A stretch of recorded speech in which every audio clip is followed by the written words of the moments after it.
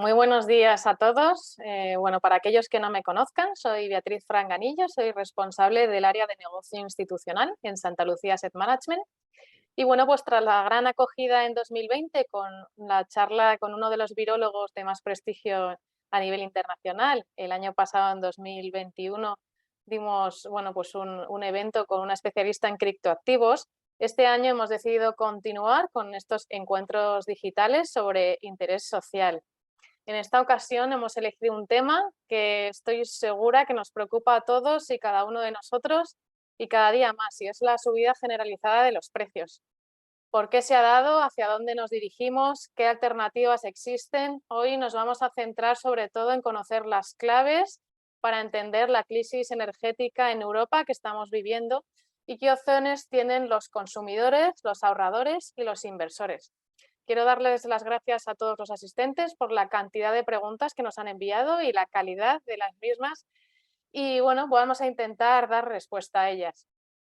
Para lo cual tenemos hoy el placer de contar con don Mario Waits, experto en economía internacional, que ha trabajado para las instituciones económicas más grandes, ha sido economista del Banco Mundial, del Fondo Monetario Internacional, economista jefe para la OEA, que es la Organización de los Estados Americanos, ha sido asesor de diferentes gobiernos y bancos internacionales en materia económica, entre otros, porque tiene un currículum muy extenso. Muy buenos días, Mario. Hola, buenos Muchas, días, Beatriz. Muchas gracias por estar aquí hoy con nosotros, que además sabemos que tienes una agenda muy apretada, así que se agradece doblemente. Un placer. Mario, la inflación está en boca de todos y por lo tanto no es algo que reflexionamos solo sobre ello las personas que nos dedicamos al sector financiero, sino que, bueno, pues para muestra de ello es que la palabra más buscada en Google de los últimos meses es la palabra inflación. Así que, bueno, pues refleja esa preocupación generalizada. Y bueno, estamos viviendo un 2022 incierto desde la perspectiva social y sobre todo económica. Y bueno, pues durante el último año hemos visto cómo el precio del petróleo se ha disparado, no hay más que ir a echar gasolina al coche. El precio del gas natural en Europa ha subido casi cerca de un 500%, que ya es decir, las materias primas agrícolas, las materias industriales. Mario, ¿por qué nos encontramos en esta situación a día de hoy? Evidentemente la guerra de Ucrania tiene mucho que ver, pero ¿ha sido el único causante de estas alzas en los precios? Bueno, yo te diría, Beatriz, que ha sido la principal causa. Vamos a hablar un poquito muy breve de Ucrania y Rusia, cómo está el tema, porque yo creo que eso es una buena introducción de esta charla. Putin empezó muy mal, con una invasión bestial. Al principio le fue mal, invadió demasiado extenso un territorio grande, luego se replegó, ahora viene la contraofensiva. Lo que los mercados quieren es que termine esto rápido. Y fíjate que Rusia, siempre decimos que es un gigante en materia militar, en materia energética, gas y petróleo, fertilizantes. No te olvides que Rusia es un gran suministrador en todos los mercados emergentes de fertilizantes para la agricultura, pero es que económicamente es un enano. Tiene el Producto Interior Bruto de España, no es un país importante, y desde ese punto de vista, lo que los mercados quieren es que esto termine rápido. Entonces, el precio del petróleo, que vamos a hablar mucho de la energía, depende muchísimo de Ucrania y Rusia. Si ahora Putin, que ha amenazado usar armas nucleares, hace algunas salvajadas, eso se va a reflejar en volatilidad e inestabilidad. Si por el contrario, como todos esperamos, Putin toma nota de que esta guerra no se puede ganar, va a ser larga, y empieza a haber dudas dentro de la misma Rusia, puede calmarse la situación. Porque fíjate, Beatriz, que ya hay cierto consenso. Putin pensó que iba a ser un paseo triunfal, que en 2 días entraba, que lo iban a aclamar como en Crimea. Todos Y pensábamos que se iba fíjate, a acabar en 2 semanas y fíjate ¿te de lo que está acuerdas del hablando. principio? Y fíjate las sorpresas que ha habido, ¿no? Entonces, yo creo que el tema de la energía, que vamos a hablar mucho hoy, depende muchísimo del tema de Rusia y Ucrania y cuál sea su desenvolvimiento. Los precios del petróleo también influyen, hay otros temas, no te olvides todo el tema de China, los suministros.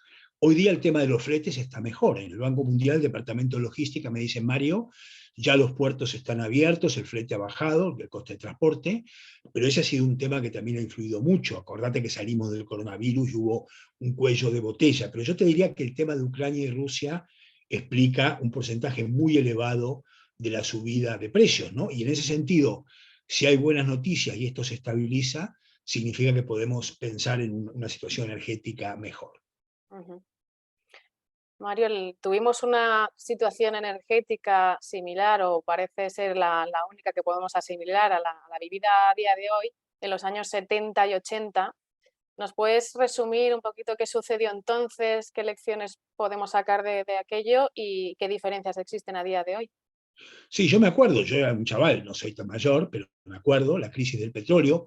A ver, lo que pasó fue que como consecuencia del apoyo occidental a Israel en la guerra de Yom Kippur, los países árabes, Arabia Saudita, todos los grandes productores, hicieron un boicot reduciendo la producción de petróleo y el precio se multiplicó, me acuerdo, de $2 barril a 8 y luego a 11. Y eso Mm, provocó una recesión y una inflación en todo el mundo mundial.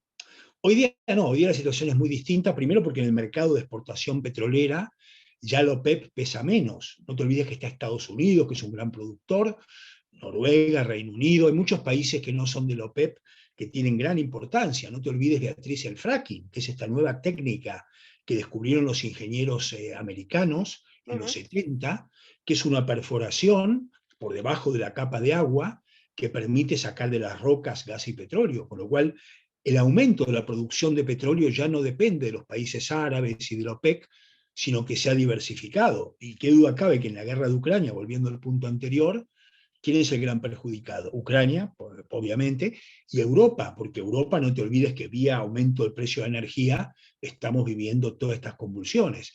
Pero Estados Unidos, en cambio, siendo un gran exportador de armamento y siendo un gran exportador de gas licuado y petróleo, pues evidentemente tiene menos influencia. O sea que esta es una guerra que tiene mucho peso. Y ahí, volviendo a tu pregunta original, muy, muy importante lo que pasó esta semana con China y con la India, porque son dos países muy importantes entre los emergentes. Al principio parecían apoyar a Putin, pero los dos han dicho esta semana, y aparte de manera pública, que la guerra tiene que terminar. Y aparte lo dijeron en público, ya no, es, no solo si lo dijeron a Putin, ¿no? Y esa es una señal. ¿Qué pasa? Que China e India dependen en su negocio de Europa y Estados Unidos, y no de Rusia, que te vuelvo a decir, es un enano económico. Y han dicho, este matón, es como un matón que ya es incómodo, ¿no? Que todo el mundo se lo quiere sacar de encima, Putin, Ujú. y hasta los chinos y los hindúes están dando muestras en público de que quieren que esto termine. Yo creo que eso no es que Putin lo va a convencer, pero son elementos que juegan a favor. Entonces, contestando tu pregunta, no, es una crisis muy distinta que la de Yom Kippur, que fue la del 73, sobre todo porque los productores de petróleo ya se han diversificado y la OPEC tiene menos control sobre el precio. Hay muchos productores que no son de la OPEC y que producen petróleo, ¿no? Estados Unidos es un gran exportador de petróleo y eso hace que la crisis sea bastante, bastante distinta. Y ya no somos, si no me equivoco, tan dependientes del petróleo como en aquella época. Bueno, a ver, el petróleo tiene, vos sabés que la energía tiene dos componentes, ¿no? Uno es el transporte, donde el petróleo sigue siendo un monopolio. Piensa, Beatriz, que en el transporte el 91% del transporte terrestre, marítimo y aéreo todavía hoy se basa en el petróleo. Y luego está el tema de la electricidad, donde ahí ya el petróleo comparte el reinado con los Ujú. fósiles tan denostados, que me imagino que luego hablaremos sobre esto, básicamente el carbón, el gas y el petróleo, pero luego está, digamos, la generación de recursos renovables, nuclear, en fin, hay muchas otras fuentes, ¿no? Pero yo siempre digo que aunque el petróleo, fíjate Beatriz, en el futuro va a tener menos peso, porque cada vez las renovables van a tener más fuerza, el petróleo, por su influencia en el transporte, va a seguir siendo una commodity importante. Y no te olvides, vos seguro que en química eras buena alumna, ¿no? En el colegio, bueno, más o menos. No era de letras, o sea que Pero fíjate, en el colegio, en química, que siempre es difícil, recuerdas las lecciones de la maestra, que gran parte, digamos, de los derivados del petróleo, por temas químicos, los plásticos, los fertilizantes, entonces cuando sube el precio del barril, sube todo, porque tiene como 50 derivados que son importantes en la economía. Si sube el pollo o el tomate, la ponderación es pequeña, pero el petróleo, o sea que el petróleo ujú, seguirá siendo, ¿no? Muy, muy importante, eso es lo que yo creo. Pero ujú. evidentemente, me imagino que lo hablaremos luego, vamos a un mundo de renovables, ¿no? De sostenibilidad, o sea que los recursos tradicionales de los fósiles, no te digo que tienen los años contados, pero en el futuro van a tener menos peso. Ujú. Fenomenal, Mario. Pues ahora que ya nos has contado lo que sucedió en el pasado y mirando hacia un futuro más cercano, estamos entrando en el otoño, mañana, si no me equivoco. Luego llegará el frío. Bueno, pues estamos más pendientes del precio del gas, cuando tengamos que encender en casa la calefacción. ¿Cómo puede llegar a afectarnos en los próximos meses la oferta, la demanda, los precios en general de la gasolina, del gas y de la luz al consumidor? Sí, bueno, es un tema difícil porque depende mucho de Ucrania, ahí sí. Si el tema de Ucrania se calma, esto es una buena noticia, y si el tema de Ucrania se agrava, eso va a afectar. Yo creo que en este momento estamos todos criticando a Angela Merkel, ¿no? Porque nos parecía genial, era una estadista, pero ahora nos decimos por qué dependemos tanto de Putin, ¿no? Y es evidente que esa estrategia ha sido errónea. Ujú. Desde ese punto de vista, lo que está haciendo Europa, tarde y mal, pero lo está haciendo, es diversificar. No me preguntes por qué España se ha peleado con los argelinos, que no lo entiendo, porque justo Argelia era un gran suministrador de gas y justo con el apoyo a Marruecos hemos perdido ese apoyo. Dicen los cotilleos, porque yo últimamente ando con mucha reunión internacional, aunque no soy Ujú. militar ni estratega, que la gente de la OTAN o la NATO le ha dicho al gobierno español, oye, con el lío que tenemos con Ucrania, el frente sur con Marruecos tienes que arreglarlo. Marruecos es un gran aliado occidental, como Sí. sabes, Estados Unidos, Francia, Israel, y ese puede haber sido el motivo, pero qué duda cabe que para España, pues tener tensiones con Argelia, que es un gran, básicamente suministrador de gas, es una dificultad. ¿Y cómo estamos diversificando? Bueno, a través del gas que viene por barco de Estados Unidos, que tiene gran capacidad, Eso un también poco incrementará los precios, ¿no? claro, porque es más caro, pero no te olvides que España tiene algo bueno. Es un centro logístico, tenemos muchos puertos y son puertos que son muy buenos, porque España, luego hablaremos de las debilidades, me imagino, de España, pero tiene una gran fortaleza en infraestructuras. España es muy bueno. Mira, alta velocidad, somos con China y Japón líderes mundiales. Todo el tema de puertos, aeropuertos, carreteras, las empresas españolas son líderes, ¿no? Entonces, este tema de infraestructuras, que en el Banco Mundial decimos que es el sexto tema que te da competitividad, España tiene la capacidad y tiene regasificadoras para distribuir el gas. Ujú. Entonces dependemos de Noruega, de Qatar, que son suministradores también de gas, y bueno, estamos evidentemente diversificando. Yo te digo, lo que no entiendo es por qué, yo estoy a favor de las energías limpias, ya me imagino que lo hablaremos de la sostenibilidad, pero no hay que ser un talibán. Por ejemplo, si hay centrales nucleares, ¿por qué las vamos a cerrar? No entiendo. A ver, Putin en este momento se beneficia de que evidentemente Europa le está dando mucho dinerillo por el gas y el petróleo. Y tenemos que intentar que a corto plazo, hasta que termine el conflicto, básicamente la cantidad de energía aumente. Da igual que sea quemar carbón, te lo diría, a corto plazo, o centrales nucleares. Yo entiendo que construir una central nuclear no, porque tarda tiempo y no hay tiempo, pero las que están no las cerremos, ¿no? Lo Claro. mismo el tema de a corto plazo, el fracking, bueno, que ya sabes que hay países que tienen potencial, Reino Unido, Polonia, pero el fracking es un tema más americano por las dudas de los ecologistas, pero en el Banco Mundial lo que decimos es, si el tema de Putin no se termina pronto, a corto plazo tendremos que tirar un poco más de los fósiles, hasta tanto, para inundar del mercado, bajar los precios, y ya luego evidentemente mejoremos. Entonces vuelvo a tu pregunta. Europa depende demasiado, evidentemente, de Putin, estamos tratando de diversificar, habrá que tomar medidas de austeridad importante. Es cierto que España está menos afectado, porque España depende menos, evidentemente, de la energía rusa que el resto de Europa, que hay muchos países dependientes, Sí. Alemania, etcétera. Lo que tampoco se entiende en el Banco Mundial es cómo, siendo un país con tanto sol, España, aunque los renovables tienen cierto peso, no tenemos más, más paneles solares, ¿no? Solares. O sea que tendríamos que en ese tema Ujú. fomentar mucho todo el tema de energías limpias, que España tiene bastante viento y sobre todo mucho sol, ¿no? Y eso, ese es un tema. Ahora te digo, el panel solar yo no lo pienso poner, ahí te comento un cotilleo, pues todos los inversores me preguntan, claro, doy mucha conferencia, don Mario, me compro pongo en el Un techo de mi panel casa solar en el tejado, sí. un panel solar y yo veo que mis vecinos lo están haciendo. Cuando pregunto, yo vivo en Las Rosas, ¿no? Cuando pregunto cuánto, 21.000, porque entre una cosa otra, digo, no, yo hago cuentas y pienso, es que el gobierno español y Europa nos tiene que subsidiar en el futuro. Seguro que si dejo pasar un par de años va a ser más barato. Dicho esto, España como política tiene que ir, evidentemente, a fomentar los renovables, sobre todo la solar, donde Ujú. España tiene una ventaja competitiva. Bueno, Entonces, igual era lo que necesitábamos, ¿no? Para dar ese empujón ahí. un empujón, claro, sabes que en economía hay una teoría que se llama behavioral economics, de la conducta del empujón, y es Ujú. que te tienen a veces que empujar para un tema que te conviene, pero que de propio modo tú no lo haces. Ujú. Pero ahora que no está la Merkel, tenemos otro problema de falta de liderazgo, porque ahora, dime tú quién es el líder. Mario Draghi, que es mi colega, se llama Mario como yo, que todos lo veían como un gran líder, los italianos lo han echado, y no veo ninguno en Europa entonces, es cierto que Europa necesita un líder, y la Merkel, muy denostada por estas políticas, sí era una líder, ¿no? Ni qué hablar del Reino Unido, que evidentemente es una economía, ya lo veníamos diciendo con el Brexit. Mira, Beatriz, sin presumir, hay tres cosas que, si ves mis vídeos de hace mucho, vengo diciendo y se han cumplido. Que el dólar va a subir, que el Bitcoin se va a ir al diablo, y luego si me preguntas hablaré un poco de eso, y luego que Reino Unido le va a ir muy mal con el Brexit. Y eso, si miras mis vídeos, que tengo mucho en YouTube hace mucho, lo vengo diciendo, ¿no? Y Reino Unido, al irse de Europa, se aísla, vivir con lo nuestro, morir con lo opuesto, y está en un estado económico lamentable, ¿no? Inflación, salida de capitales, depreciación. Bueno, no me quiero ir un poco, entonces, yendo a tu Bueno, tema, pronosticar cómo va a estar la gasolina, hay que ser brujo, no lo voy a hacer, pero depende mucho de estos factores, sobre todo la guerra de Ucrania, si se estabiliza o no. y en España, bueno, lo que me quedo con tu discurso es que en España estamos mejor posicionados que el resto, ¿no? Estamos mejor posicionados porque tenemos más fuerza con los renovables, ¿no? Entonces, Ujú. esa es la energía del futuro.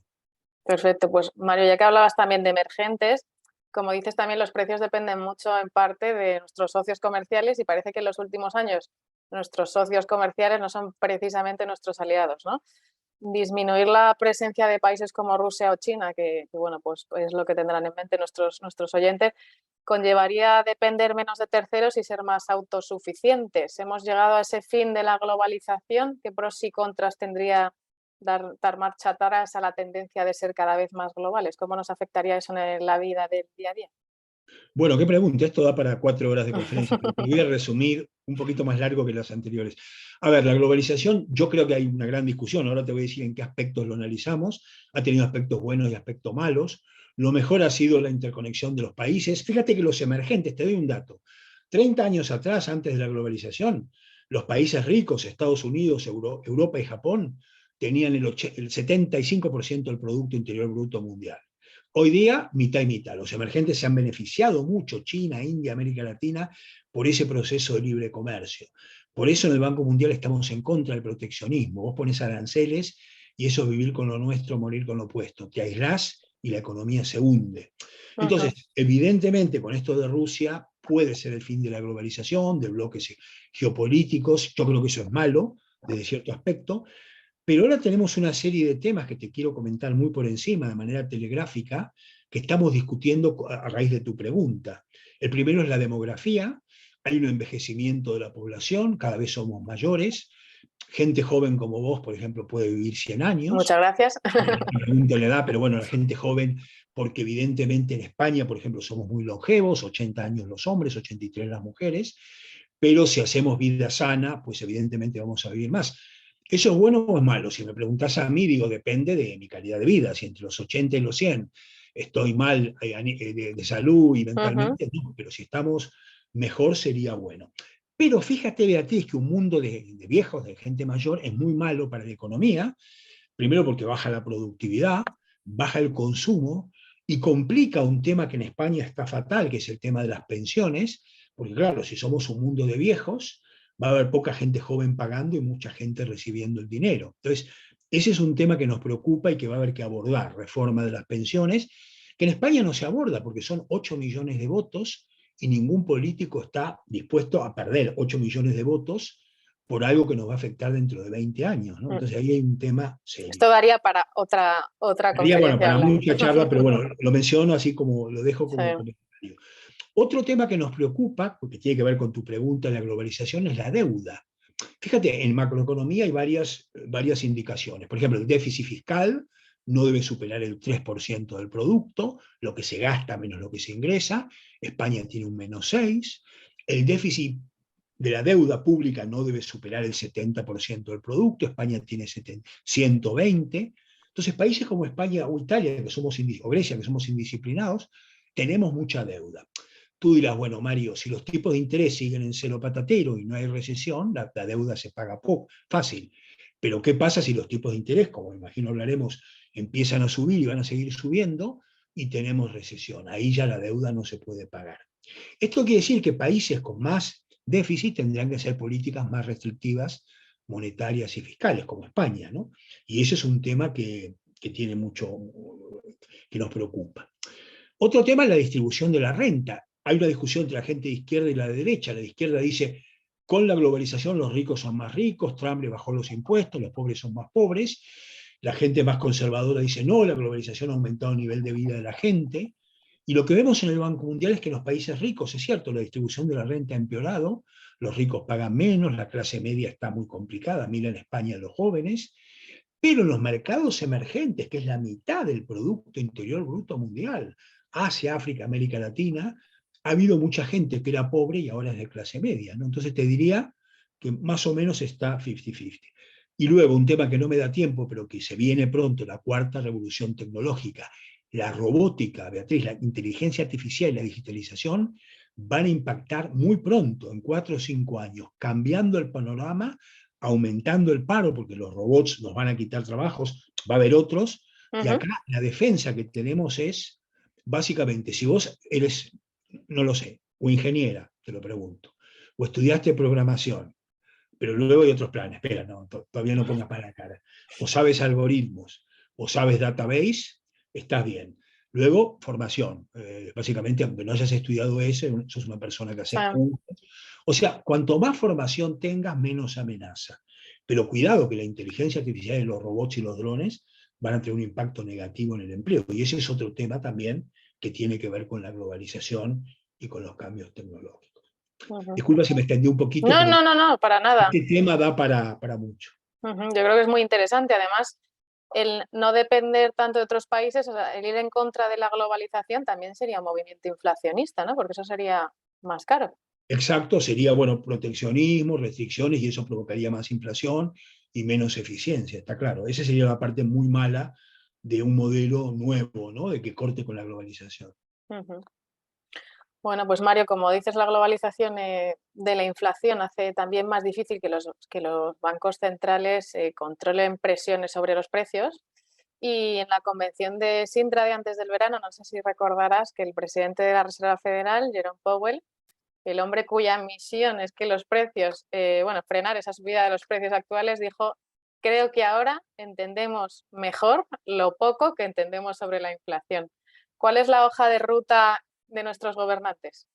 Ahora entiendo, Beatriz, por qué invitaste a un argentino para esta conferencia. Claro, los argentinos somos los expertos en inflación.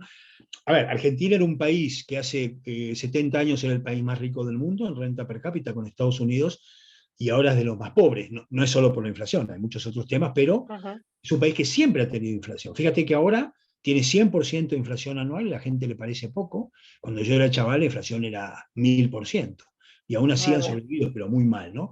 Entonces, es muy importante, me parece, controlar la inflación. O sea, no hay ningún país que le pueda ir bien con inflación alta. ¿Por qué? Porque una inflación baja, 1 o 2% es lo ideal. Tampoco inflación negativa, porque mira el caso de Japón, que si los precios caen, la gente deja de consumir y eso provoca recesión.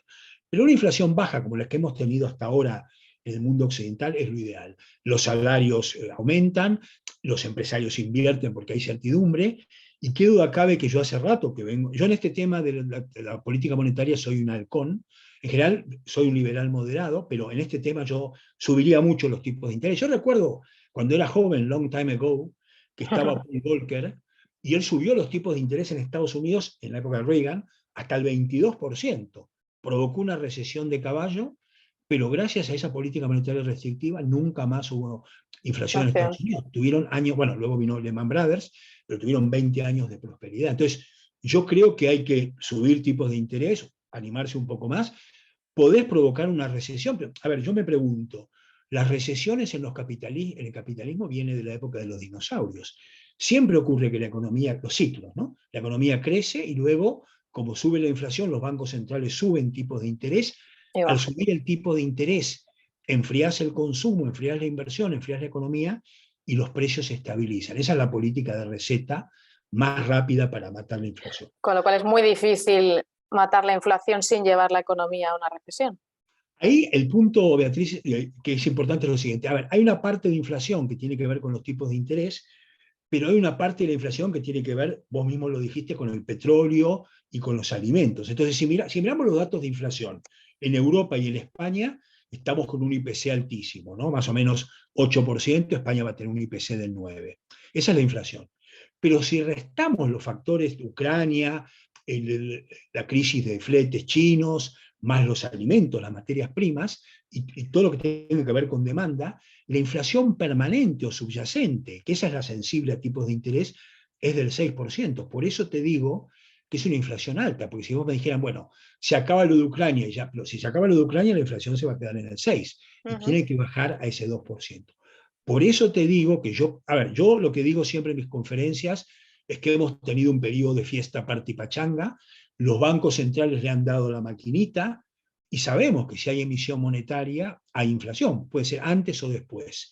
Entonces, porque si no, sería fácil ser presidente del Banco Central. Emitís dinero a lo bestia y ya está. Mira Maduro, mira Cristina Kirchner, le dan a la maquinita y tienen inflación. Entonces, en general, es evidente que hay que ir a políticas más restrictivas. ¿Qué están haciendo ahora? Suben los tipos de interés, que es correcto, y dejan de comprar deuda, porque fíjate que los gobiernos han estado como drogados, han tenido deuda, déficit, porque ¿quién le compraba la deuda? El Banco Central Europeo. Ahora que el Banco Central Europeo deja de comprar, ¿quién lo va a comprar? Los pequeños inversores, los bancos, y ahora veremos si la prima de riesgo de España, cuando nos auditen Moody's y Standard & Poor's, va a ser tan baja o va a empezar a subir cuando los auditores vean, hombre, el déficit que tiene España, la deuda. Por eso digo, tenemos que ser más disciplinados. Hay un tema técnico, pero lo voy a contar muy rápido porque me lo preguntan siempre los inversores, Beatriz, es, pero don Mario, si hace 15 años que están emitiendo, ¿por qué no ha habido inflación? Es una muy buena pregunta, ¿no? A ver, la inflación depende de la oferta y la demanda. Cuando vos imprimís dinero, y la Reserva Federal, te doy un dato técnico, pero que lo entiende todo el mundo, los balances monetarios de la Reserva Federal se han multiplicado por 9, lo cual es una burrada en los últimos 15 años, y los europeos por 5. General, lo que dice la política monetaria es que si el Producto Interior Bruto crece un 2%, la cantidad de dinero tiene que crecer un 2, pero no un 40. Y eso ha estado pasando mucho. Pero ¿por qué no ha habido inflación? Porque básicamente si ese dinero que imprime el Banco Central y que se distribuye por la banca a los consumidores lo gastan, ahí hay inflación. Pero ¿qué pasa si los consumidores una parte lo ahorran y no lo gastan? Compran Bitcoin, compran propiedades, compran bolsa, compran bonos, que ha habido mucho de eso, entonces la inflación tarda, ¿no? Esa es una explicación. Y la segunda es que la explicación depende de la oferta, pero de la demanda.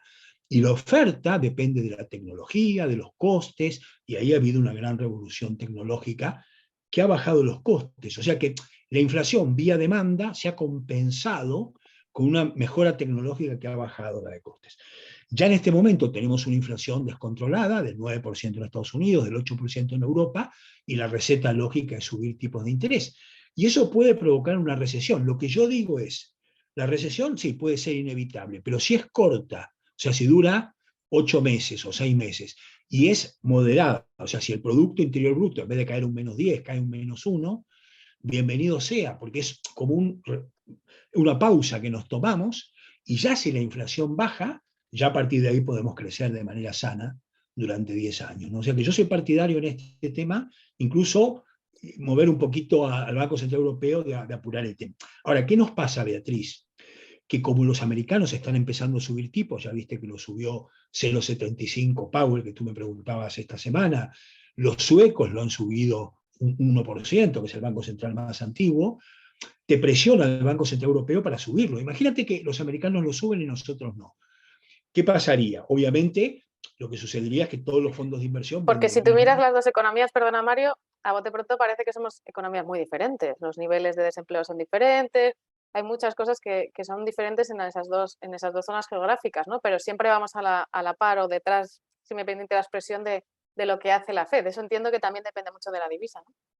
Sí, pero eso, muy buena tu pregunta, pero eso tiene mucho que ver con la globalización, por lo que te contaba. Tenés razón, Estados Unidos tiene pleno empleo, la tasa de paro es 3%, en Europa es el doble, España, acordate que es el subcampeón europeo del desempleo, 12%, entonces no hay duda que hay diferencias, ¿no? Y además lo que te conté, lo de Ucrania afecta mucho a Europa y menos a Estados Unidos, el Brexit, la falta de liderazgo, o sea que Europa está en el ojo del huracán y Estados Unidos está bastante mejor. Pero dicho esto, en un mundo globalizado, vuelvo al razonamiento, imagínate que Powell subió los tipos y nosotros no. ¿Qué pasaría? Que fondos de inversión compraría dólares, habría salida de capitales, y eso haría que suba el dólar, que baje el euro, y eso implicaría más inflación en Europa, porque acordate, Beatriz, que la mitad del IPC son precios locales, españoles, pero la mitad son precios importados en dólares, ¿no? Con lo cual, si el dólar sube y se va a 0,95, va a haber más inflación porque habrá que pagar más caro. Entonces, los productos importados en dólares. Por eso que hoy día los bancos centrales se miran entre ellos y eso presiona que Europa tenga que subir los tipos de interés, yo creo que más de lo que pensaban, ¿no? Esto, evidentemente, de la inflación, te comento, y quizá me extiendo un poco, pero es una No, no, pregunta sí. importante. Extiéndete todo lo que necesites. Hay un tema que sí es importante que los inversores entiendan. ¿A quién beneficia y a quién perjudica la inflación? Primero, la inflación es pésima para la economía. Provoca que los salarios caigan, que no haya inversión, que la economía se estanque. Y una inflación baja es muy buena para la economía. Pero hablemos de qué grupos se benefician y se perjudican. Si vos tenés inflación, los deudores se benefician, sobre todo si te financiás a tipo de interés fijo. Mira, Beatriz, yo les he dicho a mis alumnos de máster y a bancos y a fondos de inversión y compañías de seguro, muchachos, si van a comprar un piso, aprovechen el tipo de interés fijo a 30 años al 1%, porque es una oportunidad histórica que nunca más va a haber. Y tal cual, ¿no? Luego no me hicieron caso, ¿no? Porque luego me mandan un WhatsApp, bueno, don Mario, es que mi mujer dijo mejor variable y le hice caso a mi mujer. Bueno, igual no me hacen caso. Pero si me hubiesen hecho caso, se hubiesen ahorrado un dineral. Imagínate, Beatriz, tú tienes tu deuda al 1% a 30 años y luego tu salario, con la inflación, futuro va a subir, con lo cual la deuda te baja mucho. Los deudores se benefician. Y luego los gobiernos, no te olvides, Beatriz, que los grandes beneficiados es Hacienda. ¿Por qué? Imagínate el IVA, es el 21%. Si sube un producto, si hay inflación, es más dinerillo que entra para los gobiernos. Los que se están forrando con la inflación es Hacienda, que recauda vía lo que se llama el impuesto inflacionario mucho dinero. ¿Y quién se perjudica? Dos colectivos que son, tú estarás de acuerdo, muy sensibles. Los ahorradores, que luego, al final, si me preguntas el tema de inversiones, te diré que tienen un dilema, porque claro, los tipos de interés, la inflación es alta y los bancos te dan poco, se perjudican, obviamente, y luego los trabajadores, porque los salarios en España van a caer mucho. En promedio van a subir un 2% con una inflación del 8%. Ahora bien, Beatriz, subirlo, tú me dirás, bueno, Mario, ¿por qué no subimos el 8%? Sería un error, y te explico por qué. Como vos subas la inflación un 8%, ya la inflación del 8 va a ser un piso, no un techo. Ya Entonces, no lo a puedes partir de bajar. ahí viene un proceso de indexación. Entonces, aunque suene feo y poco popular, es más inteligente moderar salarios y ya, si todo va como esperamos, que la inflación baja, pero no va a bajar mañana, tarda unos meses, el año que viene, ahí sí se pueden subir salarios bastante por arriba de la inflación, una vez que la inflación se ha estabilizado. Pero en este momento hay un riesgo, si hay presiones sindicales y subimos mucho los salarios, que se espiralice y que ya ese 8% sea un piso. Y te puedo decir que es difícil luego combatir la inflación. Te lo digo porque los argentinos tenemos experiencia en ese tema. Entonces, mejor matarla antes de que el cáncer avance. Y ahora que hablas de niveles de inflación a futuro, ¿cuándo estimas que veremos bajar los niveles de inflación? Bueno, ahí hay una demora. A ver, desde que vos imprimís dinero, dejás de imprimir, lo que dice la teoría económica, pero hay mucho debate, que son 6 meses de demora. Pero puede ser, algunos dicen por la tecnología puede ser menos, algunos dicen más. Yo en el tema de bajar la inflación soy cauto, pienso que va a demorar un poquito. O sea que vos subís tipos de interés, que por cierto habrá que subirlos más, no te creas que este nivel, fíjate que con la subida esta semana en Estados Unidos está en el 3,25, pero ya en el Banco Mundial pensamos que en diciembre en Estados Unidos estará por encima del 4, y en el Banco Central Europeo menos, pero también habrá subidas de 0,75 un par de veces como mínimo antes de diciembre. Entonces, desde ese punto de vista, ese endurecimiento de la política monetaria hasta que baje la inflación va a tardar, por lo menos 8 meses me parece importante. O sea que no es pim pam pum, que vos subís tipo de interés y baja la inflación mañana, sino que hay un rezago. Pero es muy importante no espiralizar la economía subiendo todos los costes y por supuesto que también los empresarios modelen los beneficios, no solo los trabajadores, sino también que los márgenes de comercialización que cobran las empresas se modelen. Esto es un esfuerzo de todos, ¿no? Entonces, desde ese punto de vista, si esto funciona bien, como dicen los libros de texto, estaríamos, yo calculo que en agosto del año que viene, un poco antes, ya con una inflación controlada, y a partir de allí la recesión podría estabilizarse. Pero bueno, yo creo ¿Controlada que qué quieres decir? ¿En torno al 5 o 6% o bueno, incluso más abajo?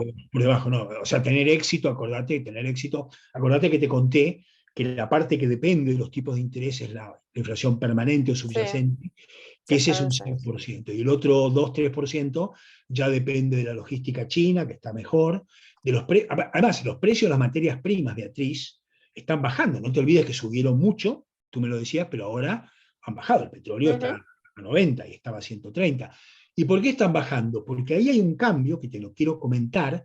China es muy importante. China es un gran comprador de materias primas. Y por primera vez en mucho tiempo, China no crece un 10% ni un 7%, sino que un 2,5%. ¿Y qué ha pasado en China? Primero, que hay una persona que tiene el coronavirus y confinan a todo el mundo. O sea, China tiene una política, me parece excesiva. ¿Pero por qué? Porque en China hay muy poca gente vacunada. ¿Por qué en España nos hemos olvidado del virus? Porque estamos todos vacunados y ya lo vemos como una gripa, ya nadie ni habla. Y hasta nos fastidia ponernos una mascarilla Sí. cuando tomamos un bus o vamos a un aeropuerto. Pero China tiene muy baja vacunación. Entonces, claro, el que se contagia se puede morir, como te acuerdas, era antes. Entonces los chinos están entonces, eso, luego ha habido una crisis inmobiliaria, ha habido una crisis de la banca. Entonces, cuidado, cuidadito. Yo creo que China es un gran candidato a cabeza con Estados Unidos ser líder mundial. Yo creo que entre esos dos países va a estar. Me parece que va a depender de quién lidere la cuarta revolución tecnológica. Cuidado, China tiene una tecnología puntera, tiene mucha robótica, mucha inteligencia artificial. Los occidentales preferimos que sea Estados Unidos, que es un país democrático, lógicamente, pero va a estar cabeza a cabeza. Sin embargo, este último año, un número creciente de economistas teme que China pinche. Digo, bueno, sumando todo, no vemos que el modelo chino pueda seguir al 6%, va a pinchar. Y China, con 1.400 millones de habitantes que hay que darles de comer, pues tiene que crecer un 6-7% para no tener un problema.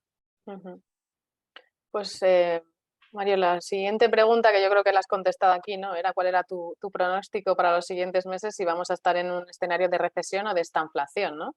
Yo creo Sí, que en Europa sí, claramente sí. En Estados Unidos, bueno, tú lo decías, como tienen pleno empleo y todavía el mercado laboral se funciona bastante mejor, no está tan claro que tengan recesión, ¿no? Habrá que ver cómo es una economía más dinámica, además que reacciona muy rápido, ¿no? En Europa sí, yo creo que va a haber recesión, ahí no nos salvamos. España, sin embargo, va a estar algo mejor porque no te olvides, Beatriz, que España tiene mucho turismo. Entonces el turismo, tú has visto cómo han vuelto todos corriendo, yo le llamo cariñosamente las hordas salvajes. Este verano hemos visto cómo todos han invadido España. España es el segundo país turístico. Y eso que ha sido una debilidad cuando había un virus es una fortaleza, porque claro, es un país que depende mucho del turismo y eso nos va a claro. decir vidilla. Pero Europa sí, Europa tendrá recesión seguro. Y bueno, y luego hay otro problema. Si Alemania entra en recesión, no te olvides, Beatriz, que España exporta a estos países, con lo cual si entra en recesión nosotros vamos a crecer menos. Es la globalización que tú me decías. Claro. Y yo creo que recesión habrá, pero no hay que dramatizar. Recesiones ha habido. Lo importante es que sea Habido y corta, las habrá siempre, ¿no? sí, que sea corta y que no, y básicamente que no caiga mucho el producto y luego se puede volver a crecer. Y antes que hablábamos de tipos de interés, que estimas en torno al 4 en Estados Unidos, creo, si no Sí, de recuerdo aquí mal. de aquí a diciembre yo creo que 4 y algo, y Ujú. Europa menos, pero evidentemente van para arriba. Eso yo creo que no hay duda, ¿no? Con lo que ha pasado esta semana, no Ujú. hay. Estupendo, Mario. Pues volviendo un poco, ahondando sobre el tema que comentábamos, por ejemplo, de Alemania, cómo se estaba planteando el revisar el cierre de sus centrales nucleares. En estos últimos años en los que todos queremos ser más sostenibles y en los próximos que deberemos ser más sostenibles, ¿no? Por la Agenda de Desarrollo Sostenible de 2030, ¿crees que todo esto va a hacer que se retrase o qué va a suceder con la transición verde? Bueno, primero te digo, Beatriz, que el tema de la sostenibilidad y las energías limpias es un tema en que hay consenso absoluto. Economistas, empresarios, banqueros, sindicatos, científicos, nadie duda que hay que ir a un mundo verde, excepto algún negacionista, siempre, tipo Trump. Pero bueno, en general, el 90% de científicos, economistas, empresarios. Yo he ido a alguna reunión en Davos, en Suiza, y me asombró antes del coronavirus el consenso que había entre empresarios, banqueros, científicos, que hay que ir a una economía verde. O sea, eso es inevitable. Claro, el problema es que si China tiene carbón y Estados Unidos tiene petróleo, te preguntan, hombre, ¿y quién me va a compensar por usarlo menos? Yo creo que el tema de Putin, vamos a ver si se aclara un poco en las próximas semanas, va a ser decisivo. Si el tema de Putin es una guerra larga, va a haber que dar un poquito marcha atrás y tirar de lo que haya, nucleares, carbón, y luego ya ir a energías limpias. Pero te aviso que pasar de una energía de fósiles a economías verdes, la transición no es pim pam pum, no es un día, son varios años, nos va a costar dinerillo a los consumidores, hay que pagarlo, pero es algo necesario, ¿no? Entonces, todo este tema de sostenibilidad, que todo el mundo está haciendo cursos, es un tema serio que yo estoy seguro va a ser el tema más importante de los próximos 10 años. O sea que es un tema que sí va para adelante. Que ha llegado para quedarse, ¿no? Totalmente. Nos han, bueno, como vamos bien de tiempo, nos han mandado algunas preguntas que te voy a ir haciendo si te parece. Nos dicen, ¿la reducción de la oferta monetaria del BCE puede compensarse con bajadas de impuestos para que siga el mismo nivel de dinero en manos del público o eso generaría más inflación? Sí, en general la política fiscal que nosotros defendemos es no subir la fiscalidad, ¿no? Por ejemplo, en España, como el déficit es muy alto, habrá que gastar menos. Quedó acá de que hay muchas partidas del gasto público que habría que recortarlas. Pero en el tema fiscal, fíjate, Beatriz, que más que subir la fiscalidad, que siempre decimos que en España uno trabaja de enero a junio para vos y de julio a diciembre para Hacienda. Tenemos impuestos muy altos. La mejora fiscal tiene que venir de la economía sumergida. No te olvides, Beatriz, que es el 22% del producto. Si ese dinerillo que no paga impuestos aflora, eso evidentemente va a tener un impacto importante. Entonces, yo creo que en materia fiscal, bajar impuestos es difícil, ¿no? Porque también como la situación fiscal es mala, pues tenés que tenerlo con cuidado. Se podrían bajar algunos, pero sobre todo ir a por la economía sumergida y gastar menos. Ujú. Pero no te olvides, Beatriz, que también te quiero hablar del Bitcoin, que es mi tema preferido y no me has preguntado. Eso antes de irme, seguro que me preguntás, ¿no? Aparte de Claro las que sí. preguntas de los inversores, ¿no? La pregunta que más se ha repetido entre todos los inversores era precisamente esa, ¿no? No solamente el Bitcoin, sino, bueno, pues yo creo que como en todas las crisis surgen oportunidades y sobre todo pues los que nos dedicamos al sector financiero lo sabemos porque las vivimos, pero bueno, cuando se viven desde fuera yo creo que se viven a lo mejor con más incertidumbre o a veces encendemos la tele y da miedo, ¿no? Y hay casi que apagarla. Entonces, bueno, las preguntas que más se repetían era ¿dónde debemos de poner el foco a la hora de invertir? Bueno, yo que doy mucho conferencias a fondos de inversión americanos y bancos y empresarios también me lo hacen. Y yo siempre contesto, si supiera eso, no estaría en esta conferencia, estaría en las Islas Bahamas, ya jubilado, tomando piña colada. Pero sí, sí te voy a contestar. Voy a empezar primero con el Bitcoin, que es mi tema preferido. Bueno, yo no. Los organismos multinacionales, Banco Mundial, Fondo Monetario, Comisión Europea, estamos muy en contra del Bitcoin. Pero te digo porque, no del blockchain, ¿eh? Blockchain es una nueva Sí, técnica es otra cosa. tecnológica, que es una cosa que está muy bien, incluso las otras monedas digitales también. El problema del Bitcoin, bueno, primero que no tiene ningún activo subyacente. Por ejemplo, la bolsa, los bonos, la propiedad, el dólar, tienen activos subyacentes, ¿no? El Bitcoin no tiene activos subyacentes. Segundo, contamina mucho, o sea, eso es un tema que no se habla, pero los ecologistas, esto de tantos ordenadores conectados, tiene un gasto de electricidad importante. En materia económica, el problema del Bitcoin, Beatriz, es que es anónimo. Ese es el problema. Entonces, imagínate los reguladores, los bancos centrales y la Comisión del Mercado de Valores, que tienen que controlar lo que hablamos hoy, la oferta y la demanda monetaria. Imagínate que toda la gente empieza a comprar Bitcoin y pierde control. Y luego de repente todos venden Bitcoin y consumen. Habría una inflación descontrolada que no se puede controlar. ¿Y por qué una persona quiere tener un activo anónimo? Bueno, porque sos mafioso, porque sos narcotraficante, porque sos terrorista, porque no pagás Hacienda, o no. Pensá, Beatriz, que en España hay, se dice pronto, 4 millones de españoles que tienen Bitcoin. Muchos de mis alumnos, que yo discuto con ellos, de máster, pero dicen, no, Mario, yo en vez de jugar al Euromillón o a la lotería, tengo 300 euros en Bitcoin. La mayoría son esos, o sea, no Eso es a que nosotros nos pasa que hay clientes pues, que tienen bitcoins y a lo mejor pues, pierden un 50% y no les preocupa y a lo mejor pues, tienen un fondo de inversión de renta variable internacional, como pasa este año, pues con caídas de los niveles de los índices claro, y bueno, caen de un 10%, pues se preocupan, ¿no? Y dices, bueno, pues eso es que no mismo. tiene lógica, ¿no? Ahora, el tema del Bitcoin, el problema es ese, ¿no? Que si queremos los reguladores, entonces, pero gente como Bill Gates o Warren Buffett califican al Bitcoin como veneno de ratas, ¿no? Luego ha habido gente como el presidente de Tesla, que a mí mucho no me gusta, pero bueno, tiene mucha influencia, que ha hablado a favor del Bitcoin y eso ha hecho... Hoy día, antes decíamos en el Banco Mundial Bitcoin cero y ahora decimos no, pero, ¿no? Siempre hay una cierta duda. Pero vamos, evidentemente lo que no recomendamos es tomar como moneda del país el Bitcoin. Tú sabes, Beatriz, que El Salvador y República Centroafricana han cometido la locura de que la moneda de curso legal Ujú. sea el Bitcoin. Eso ya es no invertir en Bitcoin, sino directamente embarrarla, ¿no? Y le hemos dicho, no hagas eso, porque si cae el Bitcoin, los salarios, las jubilaciones y el país va a quebrar. Claro, Y dependes de la cotización. si quieres hacer eso, el dólar americano, como hace Panamá o Ecuador, ¿no? Pero bueno, yendo a tu tema, entonces está claro que el Bitcoin nos parece un timo. ¿Y sabes cuándo va a seguir cayendo el Bitcoin?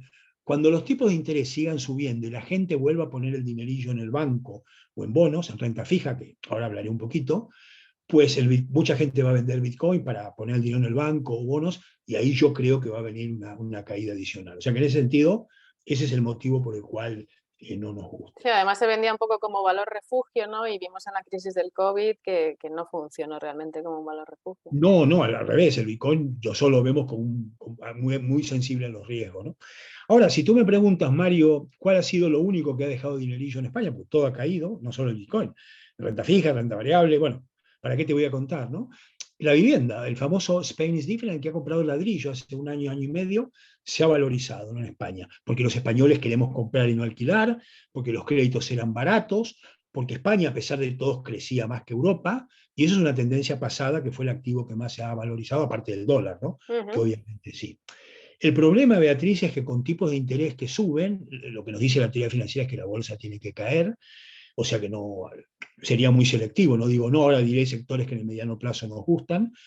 Renta fija tenía una paradoja, acordate cuando viene un cliente y si es joven le decimos, poné dinero en renta variable, y si es viejo en renta fija, y eso genera una confusión, porque algunos clientes dicen, hombre, renta fija, no puedo perder dinero.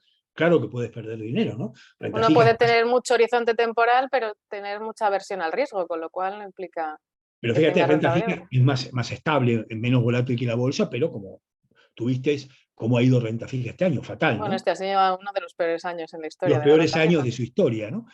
Entonces, evidentemente, y lo que menos nos gusta a los economistas es, lo ideal es poner el dinero en el banco que sea rentable, lo que se llama en finanzas tipo de interés positivo, y hay que volver a la economía sana. De nuevo, que baje la inflación y que en cuenta corriente el banco te dé por encima de inflación. Eso es lo ideal. La gente ahorra sin riesgo, porque los bancos son solventes, y si quebrara tu banco, acordate, Beatriz, que hasta 100.000 euros por cuenta está garantizado, o sea, poner el dinero en el banco es seguro, y te tienen que dar un tipo de interés superior a la inflación, no como ahora. Eso sí sucede, si baja la Esa es la inflación. teoría, ¿no? Básicamente. Eso es como funciona la economía siempre, menos en los últimos años, la lógica. Eso nos gustaría que pase, ¿no? Evidentemente. Y bueno, desde ese punto de vista, eso sería lo más sano, ¿no? Ahora, si vos me preguntás a mediano plazo, que eso me preguntan mucho los inversores, ¿no? De acá a fin de año, ¿cuáles son las inversiones que nos gustan en el Banco Mundial? Sí te digo algunas cosas, ¿no?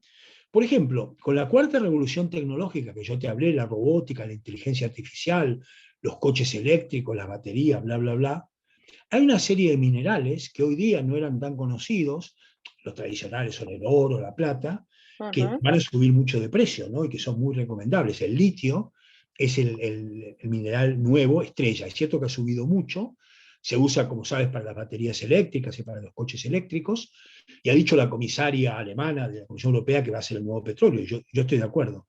Tenemos en el Banco Mundial un comité de energía y todos hablan del litio, y la zona productora de litio, atención, es China, que controla el 80%, Australia, y en América Latina hay unas salinas, o sea, sal, en el límite entre Argentina, Bolivia, Perú y Chile, donde está en gran parte la producción de litio. Segundo, el grafeno, que no es un mineral, es un derivado del grafito, pero que tiene muchas cualidades. Y luego el cobre, atención con el cobre, principales productores Chile y Perú, que es un mineral que se usa mucho con la cuarta revolución tecnológica. Esos son los minerales que yo invertiría. Un segundo área, por mencionar tres, que en el Banco Mundial lo vemos bien, la economía de los mayores, lo que se llama Silver Economy. Claro, si vamos a hacer un mundo de viejos, porque piensa que el envejecimiento de población, Beatriz, no solo va a ser España, va a ser el mundo mundial, todo lo que sea sanidad privada, ocio de los mayores, todo este tema que lo tenemos muy olvidado va a ser una mina de oro, ¿no? Entonces, la economía de los mayores, además, te digo, en España, a pesar de que las pensiones son bajas, las pensiones se indexan con el IPC, pero los salarios no. O sea, un chico joven que tenga máster gana muy poco, y un jubilado, no digo que está bien, pero el gobierno lo trata mejor. Hay una paradoja. Sí. Entonces, la tercera edad, todo lo que tenga que ver con el ocio, con la sanidad, con la tercera edad, va a ser un sector para invertir. Y por supuesto, la digitalización que ha tenido. Mira, los bancos, y esto tú lo sabes bien porque eres experta financiera, te dicen, Mario, nosotros antes del coronavirus teníamos un plan de digitalización de 8 años. Resulta que en un año ya lo hemos hecho, hemos acelerado, y eso ha generado que sea un sector que evidentemente tiene futuro. Entonces, esas son las tres áreas que yo te diría que a mediano plazo. Y si tú me preguntas, bueno, ¿y dónde? ¿En qué países? Que eso me lo pregunta todo el mundo. Te diría, cuidado, cuidadito con América Latina. No estoy diciendo que haya que desinvertir en América Latina, porque España tiene mucho, Telefónica, Repsol, Sara, Santander. Pero es que América Latina, Beatriz, está en medio de una revolución política de populismo de izquierda, Boric en Chile, Castillo en Perú, Petro en Colombia, López Obrador en México. Hay elecciones en 10 días que va a ganar Lula, Cristina Kirchner, que entonces, claro, el inversor lo mira con preocupación, me van a Sí. expropiar, me van a nacionalizar, me van a cambiar. Entonces, ¿cuál es la región? Asia. Y dentro de Asia incluyo China sí, India sí, atención con India, que va muy bien, y luego una serie de países menos conocidos, pero muy dinámicos, como Corea del Sur, Singapur, Vietnam, Indonesia. Quiero decir que la internacionalización de la empresa española, que está muy volcada en América Latina para invertir y en Europa para exportar, solo el 2% de la internacionalización española va a Asia.